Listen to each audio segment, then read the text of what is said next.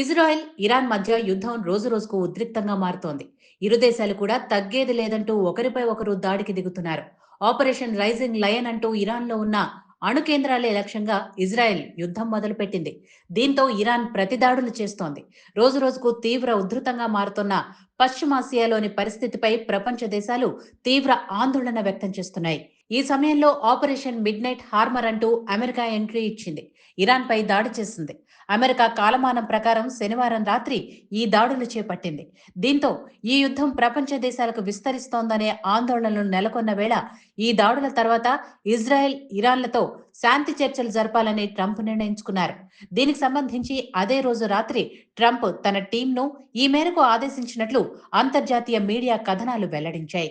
తాజా కథనాల ప్రకారం తొలుత ఇరాన్ అధికారులకు ఫోన్ చేయండి, వారితో చర్చలు జరపండి అని అధికారులను ఆదేశించిన ట్రంప్ అనంతరం బీబీ అంటే బెంజమిన్ నెతన్యాహుని లైన్లోకి తీసుకోండని చెప్పారని, ఈ సందర్భంగా మనం శాంతి చర్చలు చేయబోతున్నామని చెప్పారు.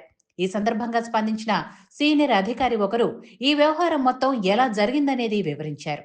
ఇందులో భాగంగా ఇజ్రాయెల్ ప్రధాని నెతన్యాహుతో ట్రంప్ నేరుగా ఫోన్లో మాట్లాడగా, ఇటు ఇరాన్ అధికారులతో vice president JD Vance, America విదేశాంగ మంత్రి మార్క్ రూబియో, అమెరికా ప్రత్యేక రాయబారి స్టీవ్ విక్ కోఫ్ చర్చలు జరిపారని తెలిపారు. ఆ చర్చల అనంతరం ఇజ్రాయెల్, ఇరాన్ మధ్య పూర్తి కాల్పుల విరమణకు అంగీకరించాయని ట్రంప్ సోషల్ వేదికగా ప్రకటించిన సంగతి తెలిసిందే.